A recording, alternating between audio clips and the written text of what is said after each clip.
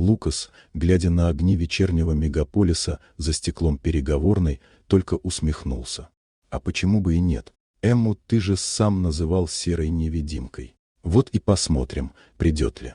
Эмма работала у него ассистенткой всего несколько месяцев. Незаметная, тихая, без макияжа и каблуков. Тот человек, чье присутствие в офисе воспринималось как часть интерьера. Лукас, уставший от предсказуемых встреч, сделок и светских игр, пригласил ее на корпоратив, ожидая неловкого отказа.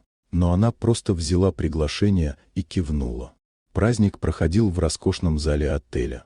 Мужчины в безупречных костюмах, женщины в вечерних нарядах, музыка, шампанское, деловые разговоры. Эммы не было, и Лукас успел забыть о своем эксперименте, пока внезапно весь зал не затих. У входа стояла она.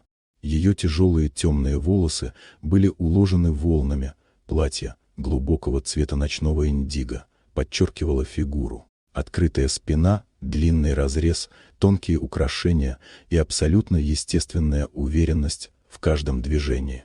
Взгляд прямой, спокойный, чуть холодный. «Это Эмма?» – прошептал Лукас, чувствуя, как выскальзывает бокал из пальцев.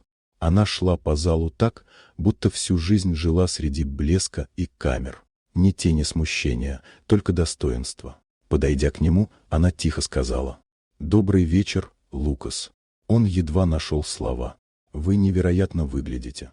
«Вы не ожидали», — мягко ответила она с легкой иронией. «Вы ведь просто шутили, когда приглашали». Он сглотнул. «Я был идиотом». «Были. Но никто не обязан оставаться им», — сказала она и спокойно пошла дальше, оставив его оглушенным. Ее окружили партнеры, журналисты, знакомые, теперь не отводя восхищенных взглядов. Эмма отвечала просто, без пафоса, но так уверенно, будто держала в руках невидимую сцену. На следующий день в офисе стоял шум. Все обсуждали тот самый вечер. Но Эмма пришла как обычно. Белая рубашка, серая юбка, хвост, никаких украшений. Ни одного комментария. Только вечером Лукас решился подойти. «Эмма, я бы хотел пригласить вас на ужин. Не из вежливости. Хочу узнать вас по-настоящему». Она посмотрела на него спокойно. «Большинство людей не замечают тех, кто не сияет. Но вы, кажется, начали смотреть внимательнее. Это уже неплохо». Он улыбнулся. Только один вечер, без ожиданий. Эмма впервые немного улыбнулась в ответ. «Хорошо». На ужине, под мягким светом ресторана на крыше, она рассказала ему о своей жизни. О бабушке, которая ее воспитала, о мечте стать стилистом, об утрате, после которой она перестала гнаться за модой и престижем, и о том, как училась быть собой в мире, где всем навязывают маски. Лукас слушал, словно впервые нашел что-то подлинное.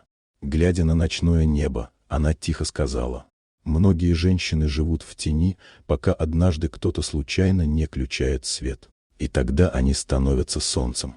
Он прошептал: «Вы именно такая». В тот момент Лукас понял, все, что раньше казалось важным — статус, деньги, блеск, влияние — не стоит того мгновения, когда он впервые действительно увидел ее. И понял, что больше никогда не сможет забыть.